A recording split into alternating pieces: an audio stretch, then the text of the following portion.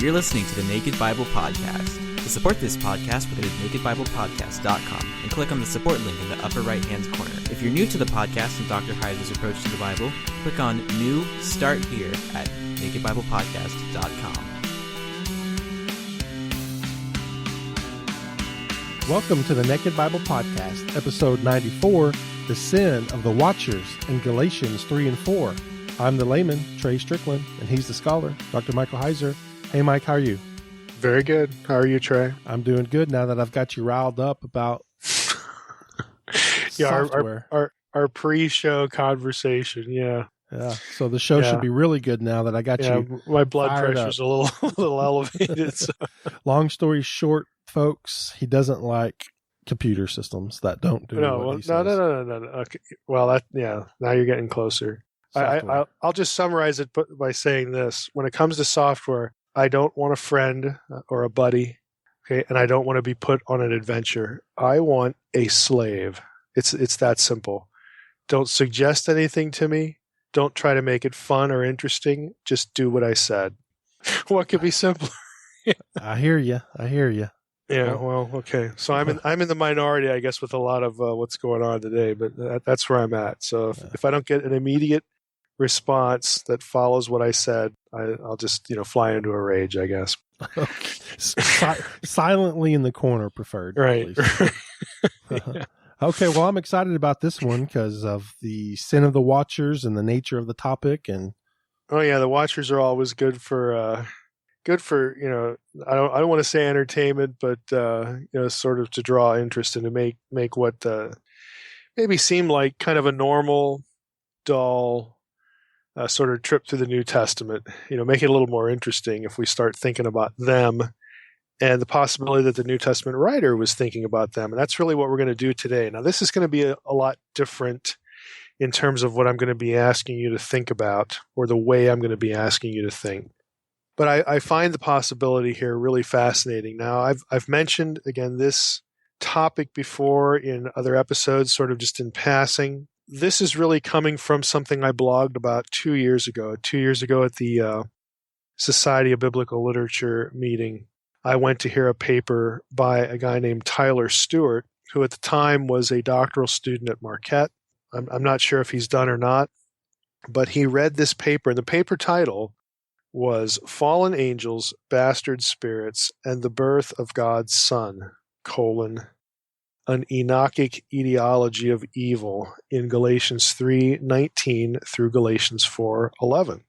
Again, etiology refers to the origin of something. So when I saw this in the program book, I thought, what in the world is this guy going to talk about? Because I had never even thought about the sin of the watchers, because the term bastard spirits is a Second Temple Jewish term for the watchers. They both in terms of not only the sin there in Genesis 6:1 through 4, but the results, again, producing Nephilim, who again would be killed, and then this is where the demons come from in Second Temple Jewish literature. That's why they're called bastard spirits. They're also called watchers themselves, because the immaterial part of whatever that was, whatever the Nephilim or the giant clans were, the spirit side, the immaterial side, again, gets referred to in Enochian literature as watchers, bastard spirits, demons, and all this kind of stuff.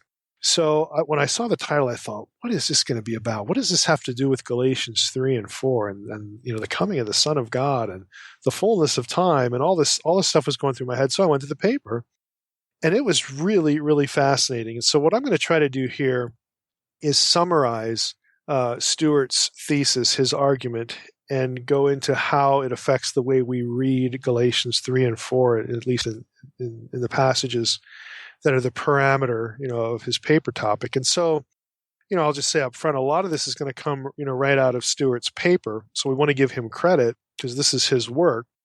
And it's not something you're really going to find in any commentaries. I can tell you that right now.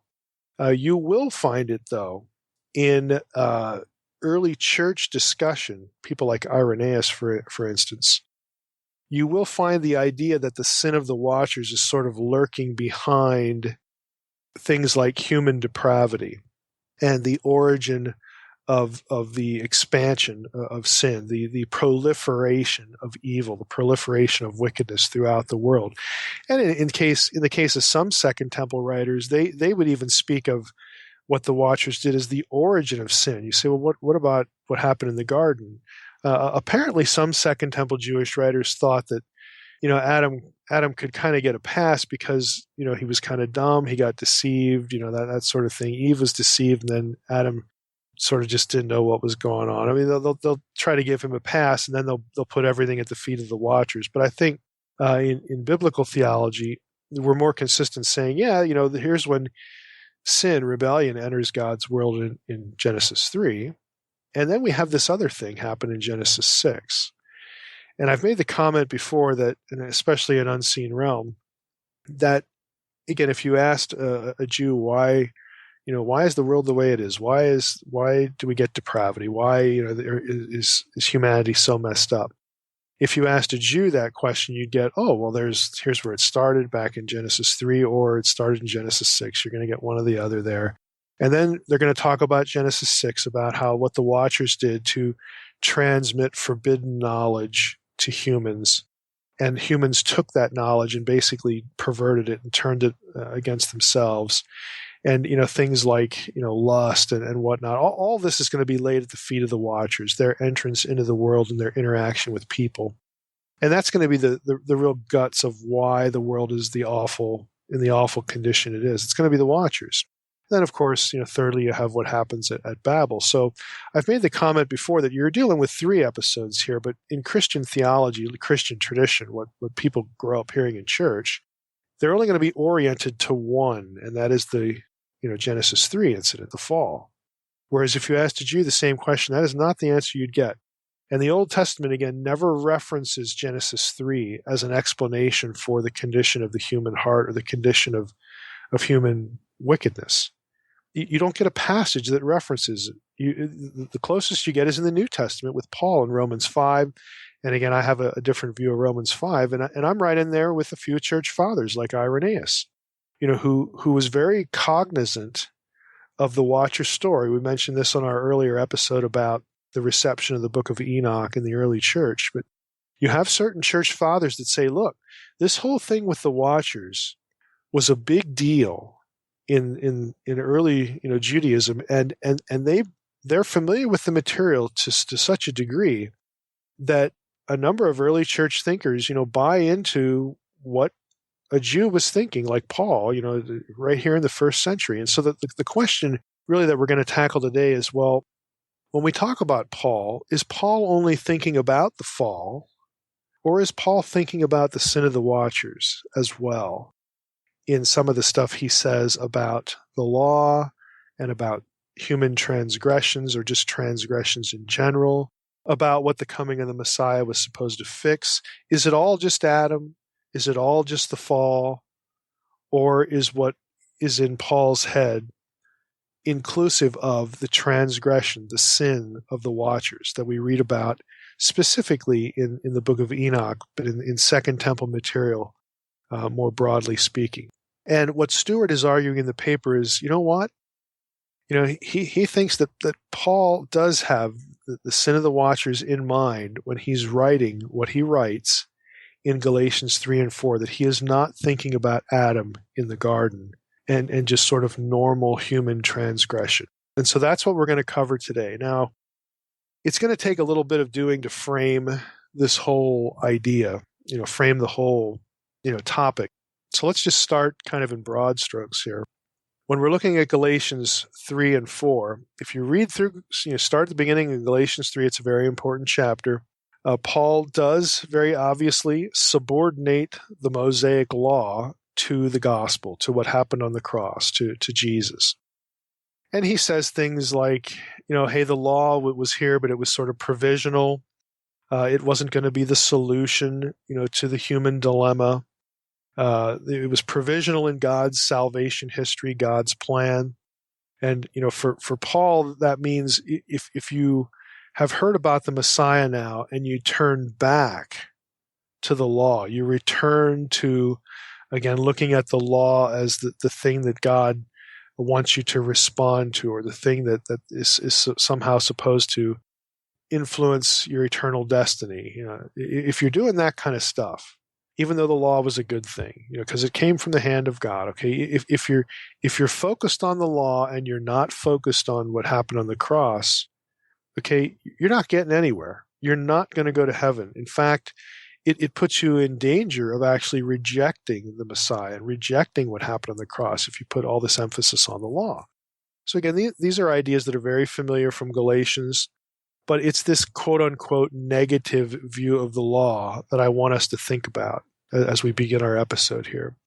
This idea that Paul, a Jew, again, Pharisee of the Pharisees, one of the elite, kind of Jews here. This idea that he could look at the law and say that the law was lesser than something else, to say that the law was less important or less effective, or just a sort of precursor to God's plan. The idea that you would sort of take the law off its pedestal and put it at a lower status, just that idea is important, that a Jew could do that.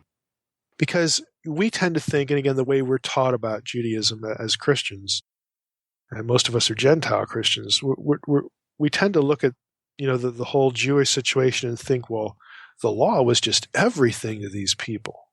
Okay, I kind of understand that, but we have to realize that the idea of subordinating the law, taking it down a peg or two, actually wasn't unique in Paul's day. Now, Paul's living in the first century. This is the heart, the last quarter or so of the Second Temple Jewish period. And the idea that the Mosaic Law could be looked at by Jews as not the apex of God's revelation or the apex of God's plan, that actually wasn't new to Paul. And this is going to become an important trajectory. Now, Stewart, in his paper, writes things like this. He says, subordination of the Mosaic Law is not entirely unknown in Second Temple Judaism. In a rather unique parallel, the subordination of the Mosaic Law also appears in 1 Enoch. There are a number of striking parallels between 1 Enoch, particularly the Book of the Watchers, which is the first 36 chapters of what we call 1 Enoch, the Book of Jubilees, and Paul's argument in Galatians 3 and 4. And so, again, what Stewart is saying here is that there's something going on in 1 Enoch and Galatians that make it very clear that the writer doesn't view the Torah, doesn't view the law as the pinnacle of God's revelation. Again, there's more of an emphasis on other things, and specifically, we can't do it in the space of an episode here, but if we were to read 1 Enoch, if we were to read Jubilees, and which has a lot of Enochian material in it, as we've commented in earlier episodes, and if we read Galatians, we would discern, if we read all three of them sort of back to back to back, that they're really much more cosmic in their outlook. In other words, they're concerned with with God's plan of redemption, not just for the Jew, not just for Israel, but for the whole world, for all of the nations. They're much more grand and cosmic in their outlook. And there's a lot said in these books about angels and the role of angels as, being, participants with or part of God's unfolding plan of redemption for the cosmos, for all nations, for everything, not just the Jewish nation. So if your focus isn't on just the Jewish nation, if it includes Gentiles by default, that alone is going to sort of make you look differently at the Torah, because the Torah, again, the Mosaic Law, was given to the nation of Israel. It wasn't part of the Abrahamic covenant. Okay, the Abrahamic covenant is the one that included the nations. Through you all the nations of the world will be blessed, of the earth will be blessed. The law was given just specifically for the nation of Israel. And so that makes it it gives it kind of this tunnel vision effect, that it's part of something bigger, but the something bigger transcends the law. The law is just this little piece. It's this way station. It's this placeholder, that kind of thing. It puts the law again on a lower status compared to something else. And of course, it's the something else that, is going to be part of our discussion here. I mean, I'm writing this this book on the importance of Enoch to the New Testament right now. And it becomes very clear that this notion that, hey, the things that are really theologically important are the most important are the ones that include all peoples, all the nations, not just Israel. That is really an important theme in Enoch. And it actually, again, is a critical thought, a critical theme in the New Testament. And it's most pronounced in Paul, because even though Paul is this great Jew, this great Pharisee, and a tremendously learned man, again, in the Torah and all sorts of other things, his focus is just not on the Jews ethnically, on the Jews nationally. It's much bigger than that. And so scholars have noticed that, hey, Paul's thinking is a lot more expansive than you would expect, your sort of normal Palestinian Jew at this time to be. And they've noticed that, hey, there are other Jews that thought this way too, that sort of, again, put the law on this lower status, that it was just kind of a second cousin to what was, really coming, what was really big time, what was really important. And it's in the case of Enochian literature, this is why you'll get Enoch referred to as the major thinker, the major force, that the revelation given to Enoch. Remember, Enoch walked with God. In the book of Enoch, this is a big deal because Enoch alone is given secret divine knowledge that applies to all people and the cosmos. Enoch in the book of Enoch gets this little tour of the cosmos. He's the only human to have this kind of knowledge. And that knowledge transcends what Moses gets. So in the book of Enoch, it's very easy to see that Enoch is elevated above Moses in a number of ways. Enoch is actually called the Son of Man in the book of Enoch, which is real interesting because, again, that's a title that gets applied to Jesus by virtue of Daniel 7. But again, it's the fact that he is the lone human one to receive this kind of revelation, this kind of divine knowledge, and he becomes the conduit through which others gain this divine knowledge. Now, of course, Son of Man concept in the New Testament's a little different than that with Jesus, and we don't want to go down that rabbit trail, but I'm using it to illustrate the fact that to a number of Jews, again, what we would call Enochic Judaism, Enoch was the guy because he had knowledge first. He got it before Moses. His knowledge was better. It was more cosmic than Moses, and his knowledge fixed something or was intended to fix something or apply to something that was bigger than the 12 tribes of Israel. Okay, this is why Enoch becomes the central focus in the mind of certain Jews. And so when there are things that pop up in the New Testament that sound the same way as, again, the earlier Enochian material, scholars have noticed this. And Stewart is one of them. And so he is going to bring this to Galatians 3 and 4 and ask, again, some really, really interesting questions about, what's going on here? How does this matter? That Paul, again, is he perhaps thinking in the Enochian way, as opposed to, and this is going to sound anachronistic, but I'm doing it deliberately, in opposed to the way that the Christian church thinks about these things. Put another way, is what is in Paul's head closer to Enochic Judaism than it is to Martin Luther or John Calvin or modern evangelicalism, okay? Because we as Christians have been trained to think only one way about what Paul says in Galatians 3 and 4 and a host of other New Testament passages. So along comes, again, Stewart in this paper that says, well, okay, I'm part of the Christian tradition too, and I get that, but I can't help wondering if Paul wasn't really thinking like we think when it comes to Galatians 3 and 4. I wonder if he was thinking like Enochian Judaism, Enochian Jews thought. I wonder if he's thinking like along the lines of what the writer of the book of Enoch thought, how they thought about things and the human condition.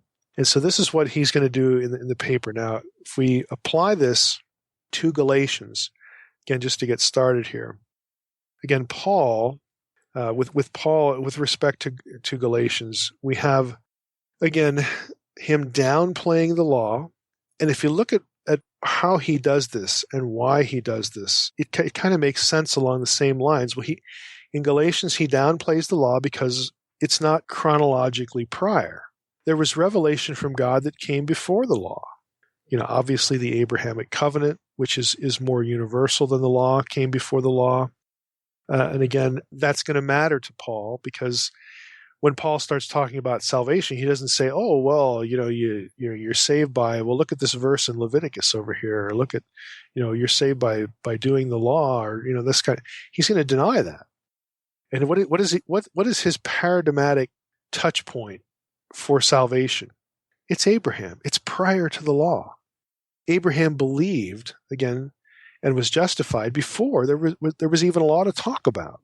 So, you look at what Paul says, again, in some of these things, like in Galatians 3. Let's just jump into Galatians 3 here real briefly, and then we'll do something a little more systematic. Paul says, "Know then," this is verse 7 actually, "that it is those of faith who are the sons of Abraham." In other words, the real children of Abraham are not the ones who are born ethnically, born genealogically from the loins of Abraham. They're not ethnic Jews necessarily. It's the ones who are of faith who are the seeds of Abraham. And the scriptures, verse 8, "Foreseeing that God would justify the Gentiles by faith, preached the gospel beforehand to Abraham, saying, 'In you shall all the nations be blessed.'" He quotes the Abrahamic covenant in Genesis 12. And then in verse 9, "So then those who are of faith are blessed along with Abraham, the man of faith." So, Paul, again, assigning greater importance to revelation that isn't the law, is the point I want to sort of fix in your head. And the Abrahamic covenant had universal implications, whereas the law did not. I mean, Paul does some other things. He points out in Galatians 3:17 that the law came 430 years after, again, the revelation to the patriarchs. And when it did come, Paul says very pointedly here in Galatians 3, when it did come, it didn't invalidate what had gone before. So he says here, "This is what I mean. The law, which came 430 years afterward, does not annul a covenant previously ratified by God, so as to make the promise void. Okay? For if the inheritance comes by the law, it no longer comes by promise. But God gave it to Abraham by a promise." So again, Paul's saying, look, yeah, the law is a wonderful thing. Later in Romans 7, he's going to talk about, he loves the law after his inward man and all that stuff. But here in Galatians, and Galatians is an earlier epistle than Romans, here in Galatians, he's saying, look, the law came, we all know this, but what really mattered, what was really, really significant, for our salvation was the promise made to Abraham through faith. And it was not just a promise to Abraham, it was a promise to all nations. Again, so it's chronologically prior, and it sort of supersedes, it transcends the law. So what Paul is kind of angling for here is that the law is not at the level of some of this other stuff. What appears to be more important is that you have a universal problem, okay, the whole condition that the world is in, the whole, what we would call depravity of humankind, that's the universal problem. So to fix that, you need a universal solution, okay? And that ain't the law. So now we come to Galatians 3:19, and this is really where Stewart's paper begins. Now, he asks a very logical question. And for us, it's a logical question because of the ground we've just covered in the last few minutes. Paul asks, well, why then the law? In other words, if the law doesn't fix this problem, this universal problem, what's the point? Why did God give it? So Galatians 3:19, why then the law? And the verse says, "It was added because of transgressions, until the offspring should come to whom the promise had been made. And it was put in place through angels by an intermediary." Now, an intermediary implies more than one, but God is one. So we have this statement here that, Paul raises the question, very logical, why the law? Doesn't help here, why the law? What's the point? Because the Abrahamic stuff, the more cosmic stuff, the more universal stuff had come before. What's the point of the law? Now, when we look here at this verse and we get his answer, the law was added, quote, I have the ESV here, was added because of transgressions. It's common to interpret Paul's statement here that the function of the law was to either cause or produce or provoke transgressions. The issue is this preposition, karen, okay, which in the ESV is translated because of. So let's think about it. Lots of translations take karen and translate it because of. So the law was added because of transgressions. So, how do Christians, sort of reflexively think about this? Was the law added to make it clear to people who were doing stuff which things offended God? In other words, was the law added to sort of produce a sense of sin, a sense of transgression? Again, you could see how people could reason that way. The law was added because of transgressions. Well, because without it, you wouldn't know what a transgression was. Okay, is that what Paul is thinking about here? Well, if it is, then he's thinking of human transgressions. But then you run into a problem. Well, what about people who never even read or heard the law? How would they know what a transgression was then? And it doesn't help to appeal to Romans 2 and say, well, they were sort of observing the law or not because of the inward man, their inner sense, their conscience, or natural law and all this kind of stuff. Well, that's great, but it still doesn't inform them. So if the purpose of the law was to inform people of which things God regarded as sin and which things he doesn't, even though they're sort of intuitively doing right things or intuitively or rebelling or however you want to look at Romans 2 there, nevertheless, they're still not informed. So it's not really a great answer as to why, how to understand this phrase, because of transgressions. Another option is that a lot of Christian theologians will say, well, because of transgressions, that's a reference to Adam and Eve. Okay? That's why the law was added, because Adam and Eve sinned and now we all sin. Well, okay. I mean, you could certainly say that, and you can argue this trajectory that, again, because of what happens in the garden, human beings are now all sinners. And again, this isn't saying that they're all guilty, like the way people usually understand Romans 5:12, and of course I don't, but without rabbit trailing into that topic, necessarily, let's just say that because of what happens at Eden, everyone sins. All right, everybody can agree on that point. Is that what Paul's talking about here? Well, how would that work too? Because you could see that okay, Adam and Eve, you got two sins there. Maybe that's why the plural is there. But we're only told about those individual sins, and frankly, we have to sort of add Eve's in there, because when Paul actually does specifically talk about Adam, which is not here in Galatians, Paul doesn't talk about Adam's sin here in Galatians. When he talks about it later in Romans, it might be 15, 20 years later in his epistles. Then he's only focused on Adam.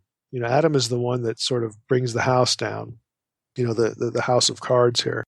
He doesn't really, factor in Eve at that point. So is this the best way to understand it? Well, I don't know. You can make a reasonable argument for that, or at least it sounds like a reasonable argument. Well, Stewart in his paper again points out these little inconsistencies and, these little sort of what ifs. Well, if Paul was talking about Adam, why didn't he just say Adam? And he says Adam somewhere else, and why isn't he clear if this is how he wants us to read it?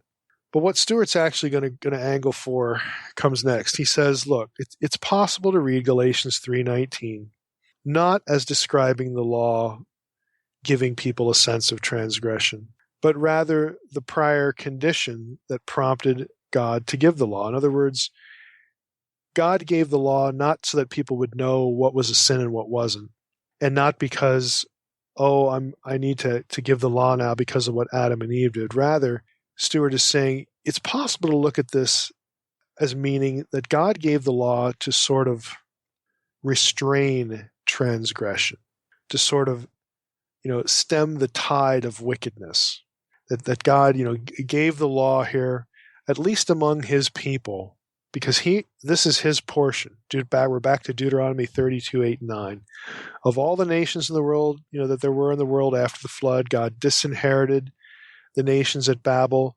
He starts over again. Again, he reissues the Edenic command, again, to Abraham's descendants. He makes a covenant with Abraham. He picks one people to start over again. They're referred to in Deuteronomy 32:8-9, that while the other nations are under the sons of God, Israel is Yahweh's portion. Jacob is his allotted heritage. And so for my people, I want to restrain the evil that is on the earth and within, the human population, and naturally, because my people are human, within them. And I'm going to give the law to restrain wickedness, to sort of be an impediment, to help, because it's not going to cure anything, but to help. And in the meantime, their struggle with this law is going to reveal to them, again, a greater need of grace and salvation, and again, someone who will eventually come to undo the effects of not just the curse of Genesis 3, but really reverse all of this bad stuff, all of this wickedness. And again, in the theology of the Hebrew Bible, that's Genesis 3, it's Genesis 6, and it's, of course, Genesis 11, that this nation is going to be the conduit through which, it's going to be the means by which, that all of this stuff is reversed. Because I'm going to produce my Messiah, through them, and he's going to be an incarnation of my presence, of my essence. He's going to be me in human form, in incarnate human form. So, God's thinking, look, I need to help them. I need to restrain evil. And if they are holy, if they're a peculiar people, if their conduct, can be restricted in terms of sin, and also I give them rules for how to approach me in sacred space and have a relationship. And also, if sin is restrained, they'll just enjoy life more, and they'll be this peculiar, holy people. Again, our whole series in Leviticus, is what I'm hoping is going through your head now. If we can do that, that will actually attract people back, from the other nations. It'll attract attention, attract them back, so that they can come back into a right relationship with me. Now, before the Messiah, that means they have to join the community. They have to reject all other gods, and they have to align themselves in faith to the true God, the God of gods. And we've talked about all these things before in the podcast. So what Stuart is wondering, he's not listening to the podcast, he's just wondering this alone, but it works really nicely with the ground we've covered thus far, is that maybe we should think of the law as this means of kind of, at least stopping the proliferation of evil a little bit. Again, a hedge against the proliferation of evil. So he talks about this in the paper, and then he asks a crucial question. When we read Galatians 3:19, why the law? It was added because of transgressions. Stuart asks, well, have we ever really stopped to think just whose transgressions we're talking about? Now, on the one hand, there's a human element that's fairly obvious to see. Again, it's assumed almost without even thinking that the transgressions are Adam's and then the humans that follow him. And that's not surprising, given the fact that most Christians, what they're taught about how evil came into the world and what they're taught about depravity, why every human is just thoroughly corrupt and wicked. In view of the way most Christians are taught about these things, they would say, okay, well, sure, it has to be the fall, it has to be us, and that's it. That's where we draw the line. The transgressions that Paul's talking about are only, here's the key idea, are only ours and only going back to Adam. But, again, let's ask the question, what if Paul is working from a different mindset? What if Paul is factoring in and even oriented by what happens in Genesis 6:1 through 4? What if Paul has in mind what 95 or maybe better percent, I'll put it at 99. What if Paul is actually thinking in accord with 99% of Second Temple Judaism, that the reason wickedness so permeates the earth is not just an extension and is in large part not even linked to what happened with Adam and Eve, but the reason that people are always and universally thoroughly wicked is because of what the Watchers did.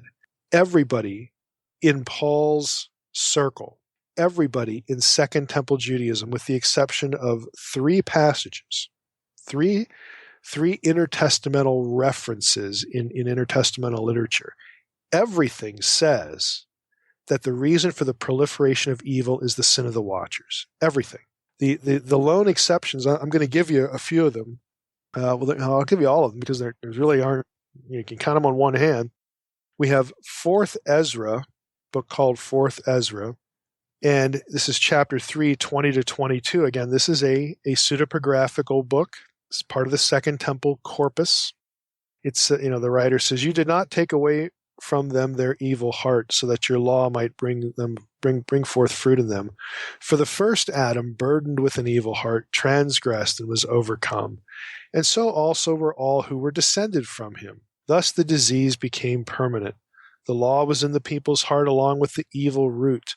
But what was good departed, and the evil remained. Now you'll notice the passage does not say that everybody became guilty because of Adam. Okay, it says that because of what Adam did, everybody, again, turns out to be evil. Again, it's just part of the human condition now. Everyone sins now. Okay, so there's that. There's another one in 4th Ezra. 4th Ezra, this is going to be chapter 7. And right around verse 116, the other reference was 4th Ezra 3, 20 to 22. Now we're in 4th Ezra 7, 116 and following. This is my first and last word. It would have been better if the earth had not produced Adam, or else when it had produced him had restrained him from sinning. For what good is it to all that they live in sorrow now and expect punishment after death? O Adam, what have you done? For though it was you who sinned, the fall was not yours alone, but ours also, who are your descendants. For what good is it to us if an eternal age has been promised to us, and we have done deeds that bring death? What good is it that an everlasting hope has been promised us, but we have miserably failed? So on and so forth, yada, yada, yada. Again, basically saying that the reason that the earth is under judgment is because of everybody, not just Adam. Again, it's not just that everybody became guilty because of what Adam did, but everybody participates. Everybody, there's plenty of blame to go around here. It's not just Adam. What Adam did, again, results in humanity's corruption, and people will sin and bring forth judgment. So they're just as much a part of this as Adam is. 2nd Baruch 54. This is 13 through 22. Again, just to give you a little flavor of this.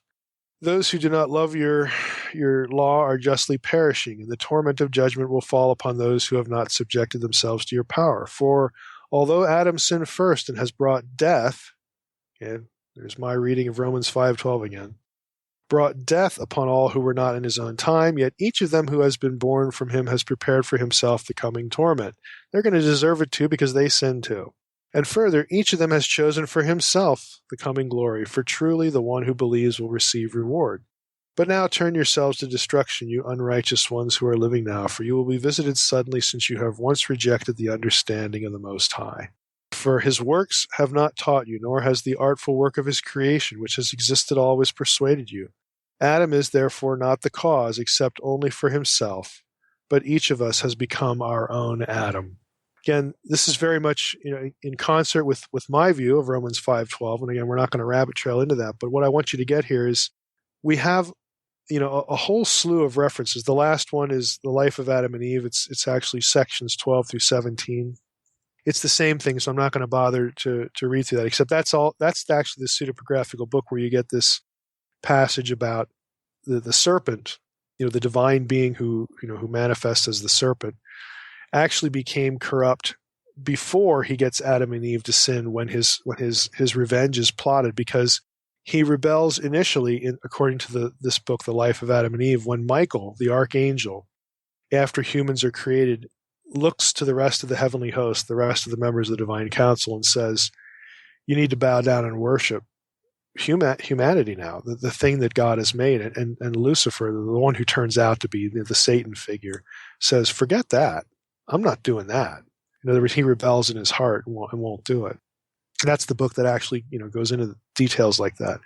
But what I want you to get here is that you have 4 passages in the entirety of Second Temple Jewish literature that link the reason for the great wickedness throughout the earth, link it to Adam.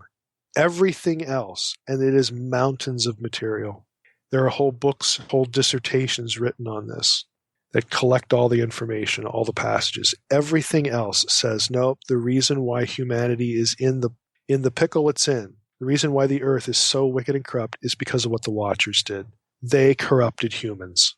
And so what Stewart is asking in the papers, is it possible that Paul is not just thinking of Genesis 3, he's not just thinking of Adam, he's also thinking about the Watchers? Now, let's just think about this. And again, a lot of this is drawn from what Stewart writes.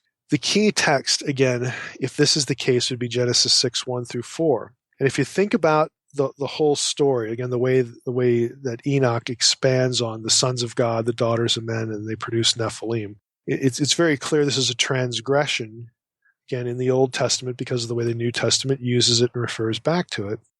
But Enoch expands on this quite a bit. If you think about, if you know a little bit about what Enoch says about all of this, I think this will help. So I'm going to try to summarize it again using Stewart to do so. He says here that the watcher's transgressions in Enoch are set in sharp contrast to God's created design for the cosmos. In the opening theophany of the book of 1st Enoch, God's created order is described as a place in which the, quote, luminaries of heaven will rise and set, each one ordered in its appointed time, and they appear on their feasts, and they do not transgress their own appointed order. That's 1 Enoch 2:1.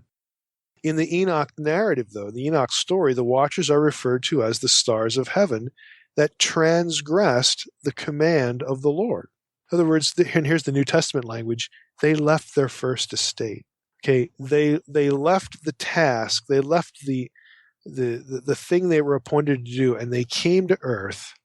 They cohabit with human women, and they corrupt the population en masse. That's what the book of 1st Enoch describes. That's the sin of the watchers. This decision to leave their appointed place, their appointed order, and again, Peter and Jude pick up on this language. They come down and thoroughly corrupt the human race. So Stewart, continuing, going back to him, he says, the watchers are held responsible for introducing wickedness to humanity in 1 Enoch 8:1. They thereby fundamentally alter the cosmos. They fundamentally uproot and ruin and destroy and put in upheaval God's created order. Back to Stewart. Similarly, in Jubilees, angels are portrayed as part of the fabric of the cosmos, created on the first day. It's Jubilees 2:2. These angels associated with the ordering of the natural world are responsible for bringing transgression into the world. Now again, this is me talking now. The point is that the Enochian material seems to consider Adam and Eve as sort of what happens to them is kind of a lesser crime because they were deceived. It's not as bad as humanity's willful deployment of the forbidden knowledge handed to them by the watchers. In Second Temple literature, that seems to be far worse. It has a far worse effect, and it's worthy of more condemnation, again, to most Jewish writers. Back to Stewart. We should not be surprised then to see this explanation. Again, you can blame the watchers for all of this. We should not be surprised then to see this explanation of the origin of evil in Paul as well. Why? Because Paul's a product of the Second Temple period. Stewart writes, indeed, a number of interpreters as far back as Tertullian have suggested that the watcher's narrative is behind Paul's command in passages like 1 Corinthians 11:10 for women to cover their heads in worship, quote, because of the angels, unquote. This is Stewart now, I contend that it makes sense to read Paul's reference to transgressions in Galatians 3:19 in reference to the watchers. And so this becomes the thesis of his paper. So how do we read Galatians 3 and 4 in light of all this? Again, just to summarize, what Stewart is suggesting, what he's arguing for is that, look, when Paul says, hey, why was the law added? And then he answers his own question by saying, the law was added because of transgressions, and it was mediated through angels. And in fact, one specific angel, we're going to get into that, this whole angelic mediation thing that I've written about in Unseen Realm. But Stewart's saying, when Paul writes this, is it possible he's thinking about the sin of the watchers and not just Adam and Eve? Is that possible? And his argument is that, look, if we just sort of assume that, let's just assume it for the sake of a thought experiment, how would we read Galatians 3 and 4 differently? Okay, so let's jump into that. So here's how you would read it differently. Just, again, making a broad point here. What you would have as your backdrop to what Paul says in Galatians 3 and 4 about the law and about the coming of the Messiah, all this stuff, is that God and the divine council give the law. Okay, I'm throwing the divine council into this because it says that the law was mediated by angels, all right? God and the divine council give the law to restrain the wickedness of humanity brought on by the watchers. This law is dispensed in and by the council. Galatians 3:19, let's just read it. Why then the law? It was added because of transgressions, until the offspring should come to whom the promise had been made. Okay, now who's the offspring should come and to whom the promise had been made? Well, what's the promise? Well, the promise, again, is this being included in the family of God. Okay, God, Yahweh's portion is Israel. Again, this promise of being the people of God, but it also included the nations. Okay, so the law is going to be sort of something in effect, during this whole period that is preparatory to and sort of setting the stage for this something's going to happen that will bring the Jew back into relationship to God, because of course the Jews apostatized in the Old Testament, and also bring the Gentiles back into the family of God. So when that happens, the law is sort of going to have ended. It's going to have served its purpose. So it's this cosmic thing. It's not just the Jew. It's for the Jew and the Gentile. And again, God and the divine council know that, okay, before this plays out, we need something here that's going to stem the tide against wickedness, especially as it relates to carving out, to preserving a people here on earth through whom we can produce the Messiah. Okay, so that's why the law was given. It was put in place through angels by an intermediary. That's the rest of Galatians 3:19. Now, an intermediary implies more than one, but God is one. Now, why would Paul say that? Why would Paul say that the law was dispensed through angels by an intermediary, and the intermediary implies more than one, but God is one? Now, again, I've commented on this in the unseen realm, and I'm going to read you an excerpt here in a moment. But typically, people think that the intermediary is Moses. Well, if it's Moses, why does Paul see the need to cite the Shema? God is one. Right after he says that, hey, Moses is not a rival, or could never be perceived as a rival to the oneness, to the uniqueness of God.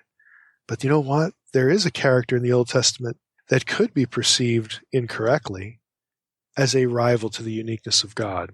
And that was the angel of the Lord. Now here's what I wrote in Unseen Realm. Galatians 3:19 informs us that there was an intermediary between God, the angels, of course the council, and Israel. Most scholars assume this is a reference to Moses. Other scholars have noted that in light of the very next verse, this is problematic, again, because of the reference to God as one.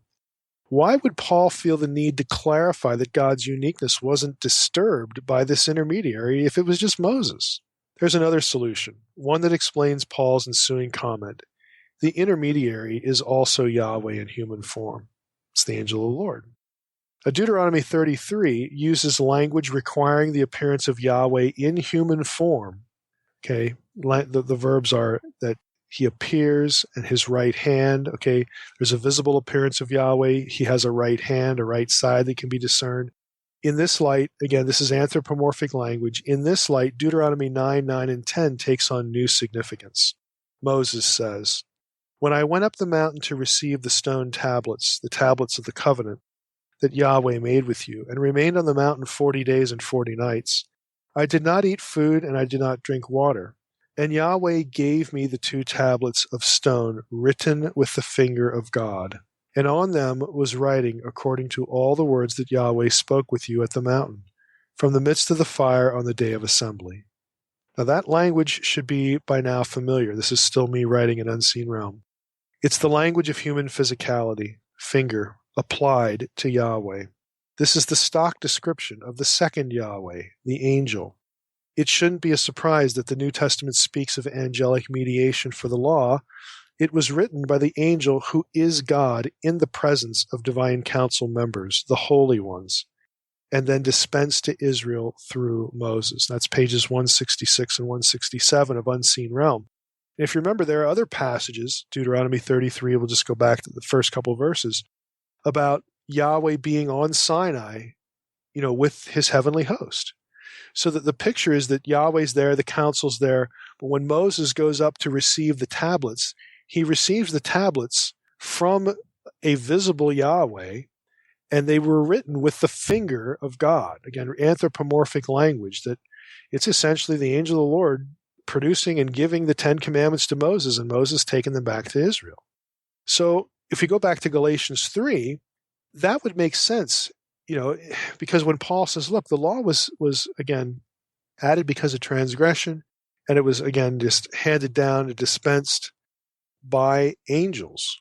And not only by angels, but by an intermediary. And then when he brings up the intermediary, he has to say, well, don't get freaked out. God is one. Again, it just makes sense, this reconstruction that I'm offering here in Unseen Realm and here now verbally, that this is what's going on. Well, think about that. How would that impact, again, the law being something given to hold back the wickedness that humanity is suffering under, that is a direct result of not just what Adam did, but also what the Watchers did, the sin of the Watchers? How does that affect the way we think about the whole law episode and that specific episode? Well, the irony is, there's lots of ironies here. The irony is that the thing that will, at least for the people of God, keep them from going on this relentless pursuit of evil and being unusable as the conduit, through which the Messiah would come, it's mediated by the loyal members of the council in response to the effect of what had happened because of the disloyal ones. Okay, the good members of the council, again, by mediating the law, again, to make Israel a peculiar and a holy people, to draw the nations back. That's also a response to the nations who are under the dominion of other disloyal sons of God, other disloyal former council members that are now holding the nations under dominion and that are ruling them corruptly, according to what Psalm 82 says. So this is sort of like this act of Sinai is kind of a reversal image. The good guys in the council, and of course, the angel of the Lord, the second Yahweh, and God himself, are acting to counteract what the disloyal, what the rebellious members of the council have done to humanity on earth. It's a theme of reversal. Okay, it's a mirror imaging. And there are lots of these kinds of things in both testaments that have, one side reacting against trying to fix, what's going on with the other. Let's go back to Galatians 3, though, and pick up another one. Here's the second way that again, this would affect our thinking. And that is the universal problem of depravity is not just a Jewish problem. It's a universal problem. And so it calls for a universal solution, one that includes the nations under dominion of the other hostile council members. Okay, now here's Galatians 3:21 through 29. So picking up again to the law and the intermediary and all that stuff. So we have the law given by angels, given by an intermediary. And oh, by the way, God is still one. Okay, so God is now acting with counsel to rebut the wickedness that is gripping humankind because of what the disloyal council members, the former council members, the Watchers have done, and the sons of God over the nations, what they're doing.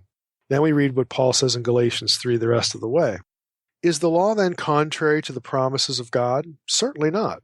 For if a law had been given that could give life, then righteousness would indeed be by the law. But the Scripture imprisoned everything under sin, so that the promise by faith in Jesus Christ might be given to those who believe. Now, before faith came, we were held captive under the law, imprisoned until the coming faith would be revealed. So then the law was our guardian until Christ came in order that we might be justified by faith. But now that faith has come, we are no longer under a guardian. For in Christ Jesus you are all sons of God, through faith. For as many of you as were baptized into Christ have put on Christ. There is neither Jew nor Greek, there is neither slave nor free, there is no male and female, for you are all one in Christ Jesus. And if you are Christ's, then you are Abraham's offspring, heirs according to the promise. That's the end of Galatians 3. So you look at this, and it's like, okay, well, the law, again, is given to us. It's not going to cure the problem. It impinges upon our behavior because, again, we want to rebel, we want to be wicked, but God is trying to carve out a people for his own. This is his portion. They're not going to be like the other nations, okay, because God is not an evil deity that wants to destroy his people. Rather, he wants to preserve them. The gods of the other nations could give a rip about the people under their administration. Again, that wasn't the way it was supposed to be.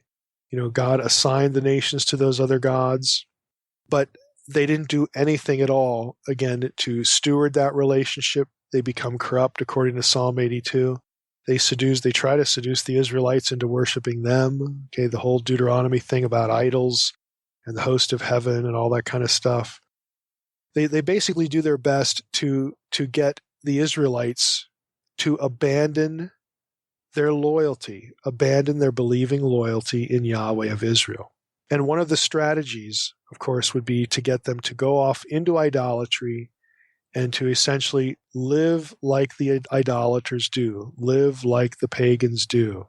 Because if you enjoin that lifestyle, you're going to be drawn into those cultures, and you're going to be attracted to worship those other gods. Okay, and so God gives the law to set the record straight. This is how you maintain a posture of loyalty to me. This isn't going to solve your problem. You still have to believe that I am the God of all gods. You have to align yourself willingly with that belief statement. That is your belief statement. And the way you show that, the way you toe that line, the way you cultivate this relationship, begun by your decision to reject all other gods, is through the law. So we're trying to preserve a remnant on earth. That's what the law is trying to do. Preserve a remnant on earth, because it is God's intention that this remnant produce the thing that will be the cure. Okay, this thing we call the Messiah, this person we call the Messiah. Okay, it's still an important part of the plan of salvation, but it is not the end game of the plan. The law is lesser. The law is not a universal solution. We have a universal problem. We need a universal solution. While we're working our way toward that, again, while the plan is playing out, you're an indispensable part of the plan, you Israelites. And I will not have you go off and abandon me. I will not have you go off and be attracted, by the way everybody else is living and the worship of other gods. But nevertheless, you're free will beings. So this is the line in the sand. The law is a line in the sand. It's going to, again, prevent you from being overtaken by wickedness, which we're going to lay at the feet of not just Adam, but also the watchers who are, behind a lot of the idolatry as well. We're going to put a line in the sand right here. And this is going to help God preserve a remnant so that the rest of the plan of salvation can be enacted and can work, can come to pass. So this is the function of the law. Again, it's to shepherd us along, of course, and then we're eventually going to get Christ, and Paul actually uses that language later or elsewhere. Third way, if we continue on into Galatians 4, Paul describes humanity under the dominion of the stoicheia in Galatians 4. Now, that's usually translated elementary principles of the world. It could be a reference, and again, this is all an unseen realm. It could be a reference to either the law or to evil, unseen beings. Okay?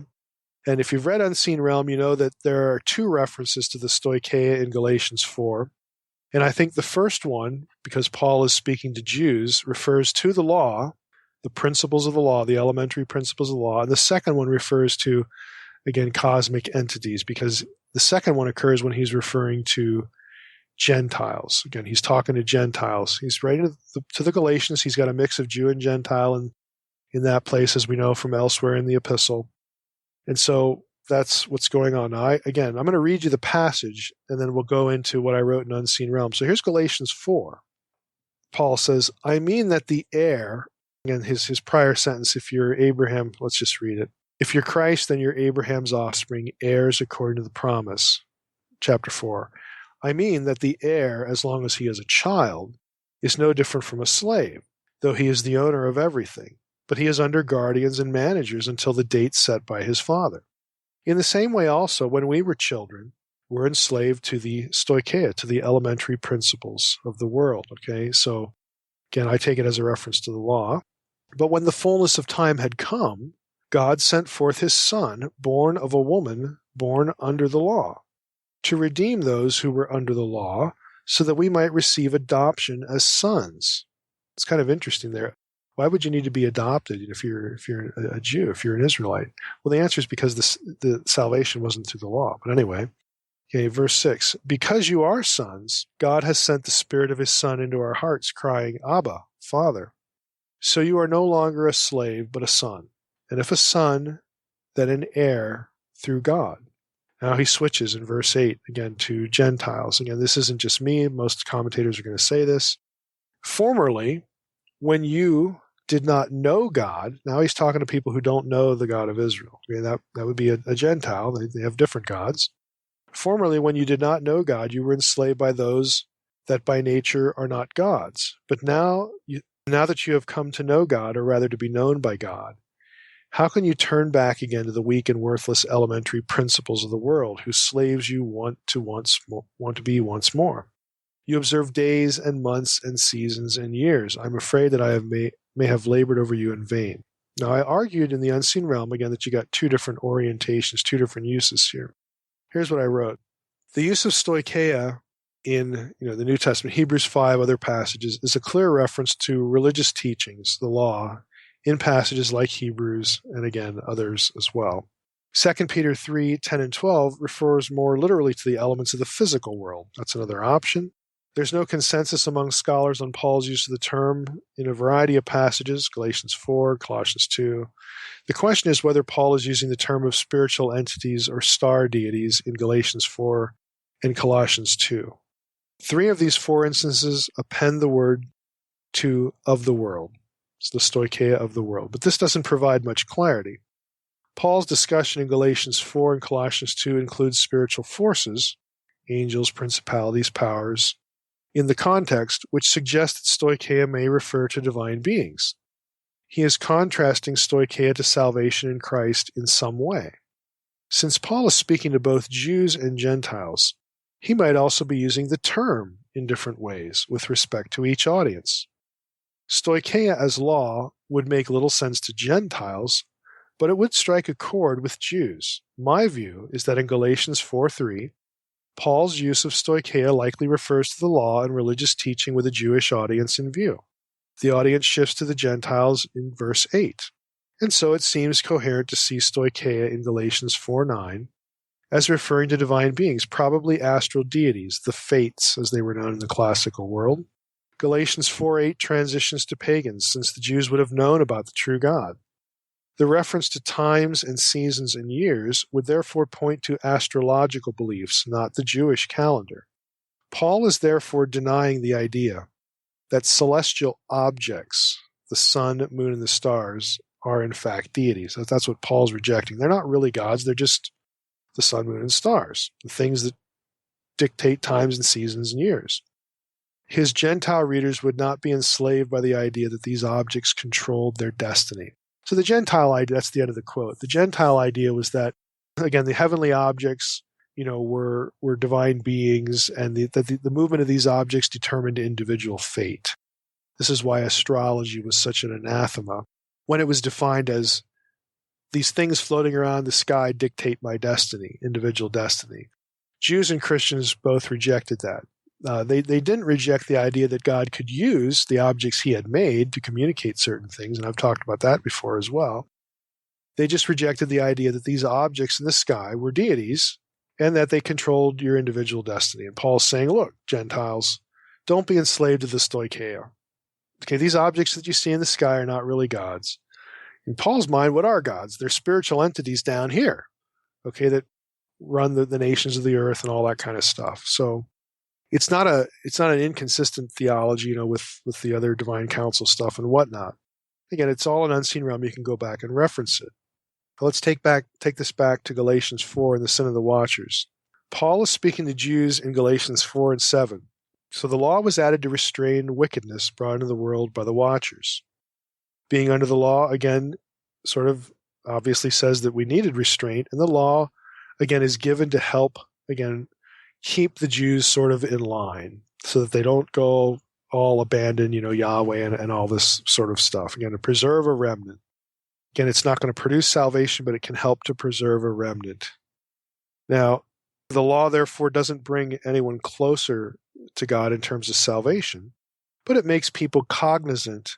Again, it makes them aware that, if I do this thing, I'm offending God. I'm offending not just a God, but the God of gods. And he is the God of gods, and I believe that, and he loves us and wants to be in a covenant relationship with us, So I don't want to offend him. I'm going to not do this thing. And that's how the way the law was intended to work, again, to preserve the remnant here, not to bring salvation, but to preserve the remnant.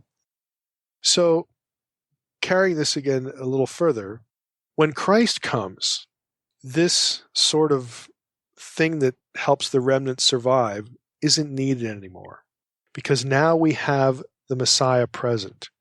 We have what happens on the cross.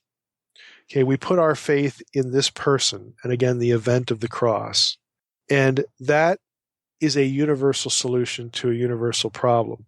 This one has come to us, part of us, come out of Israel, born of a woman, again, who was an Israelite, born under the law. In other words, he was a member of the Israelite nation. And Yahweh has come to us as this baby, as this man, okay, as this person, Jesus of Nazareth. And now this is going to provide a solution for our eternal salvation, and not only ours, but everyone's, the Gentiles. And through God's providence, there are, again, going to be believers. They're going to be Jews who come to Pentecost, they believe, and they go back to the nations. And God's going to start, again, subsuming the nations into the family through the Messiah. Again, Paul is the key figure in that. We've talked many times about that. So Paul, again, has the whole thing in mind, a universal solution for a universal problem. Now, let's talk about born of a woman. Okay, this is another thing that's sort of reoriented by the Enochian backdrop. Most interpreters, again, Stewart points out, consider the phrase born of a woman as a reference to Jesus' humanity only, and perhaps his pre-existence. Some would go there.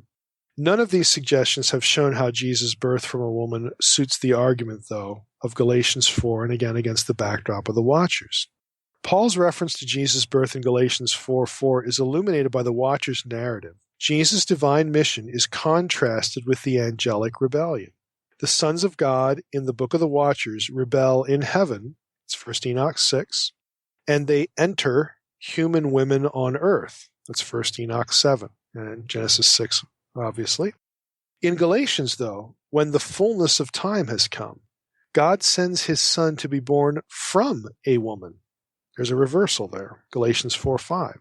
Thus, Jesus' divinely ordained mission, accomplished birth from a woman, is contrasted with the rebellion of angels entering women. Both texts bring heaven and earth together through divine sons involved with human women, but obviously in quite reversed ways.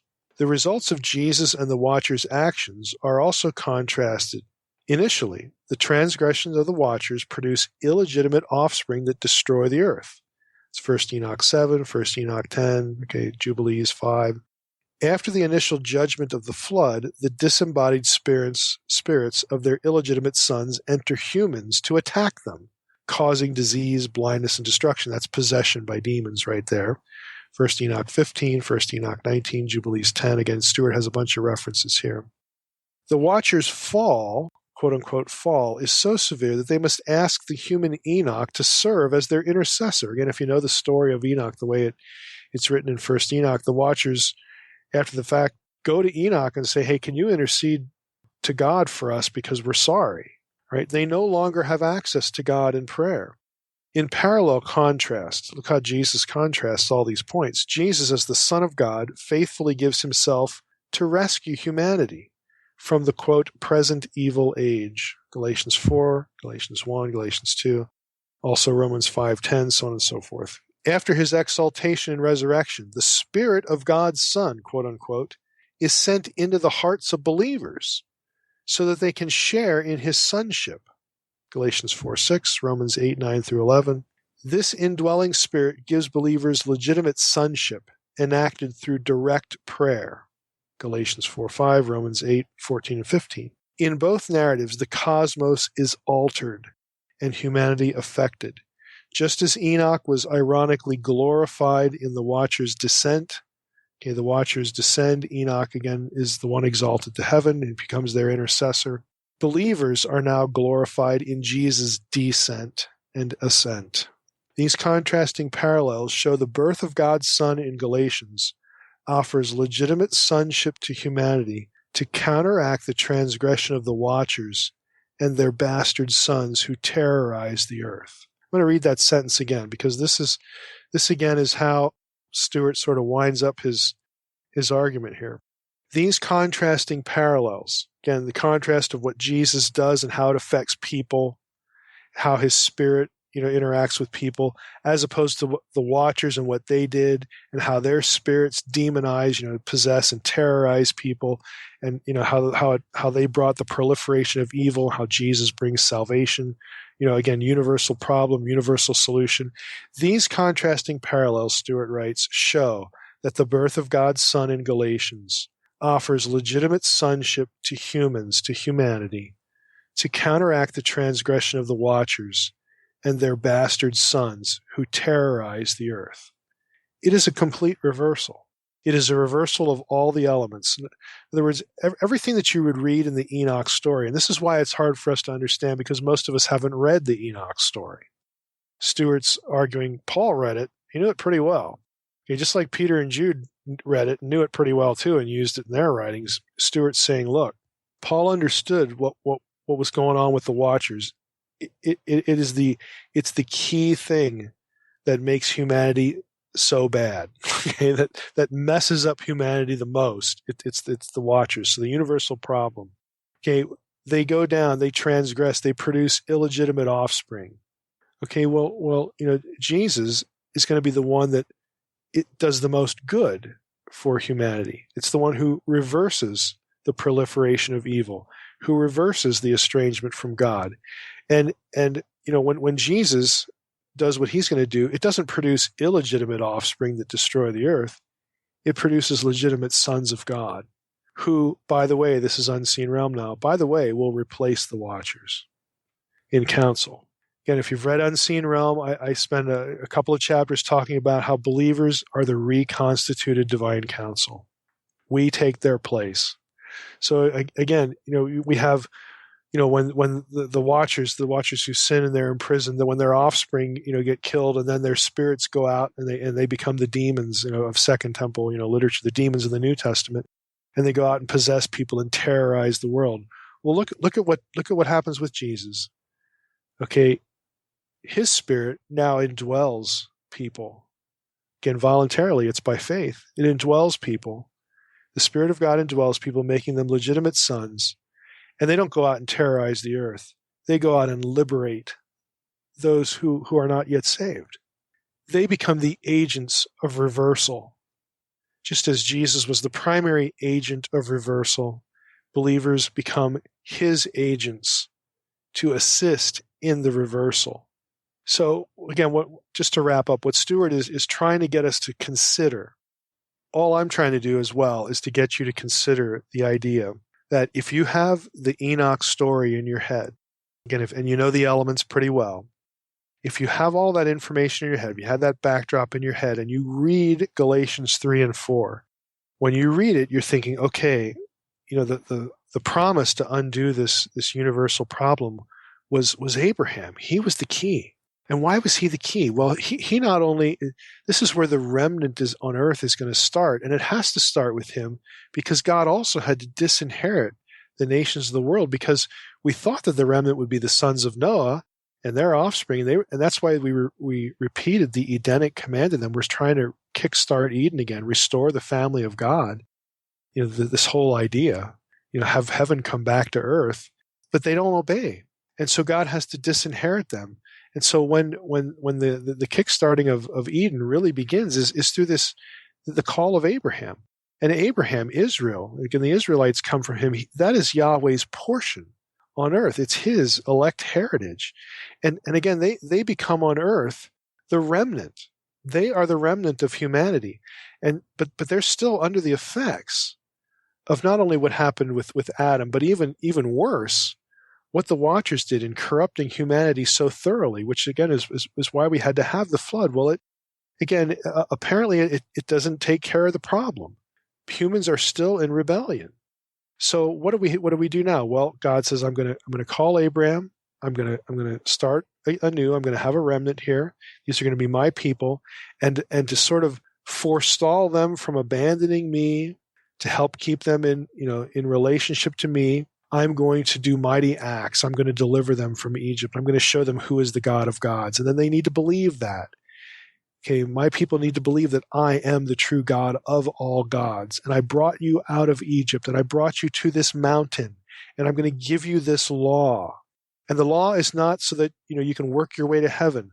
The law is so that when you read it, when you know it, when you live it, and you're confronted by the impulse to do wickedness, again, because of the way the world is, and again, that's because of the Watchers, a lot of that. When you look at the law is going to jar in your mind, okay, I don't want to do this act, this thing that Yahweh forbids, because he's the God of gods and he loves me.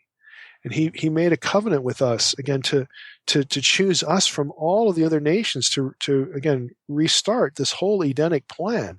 I don't want to transgress.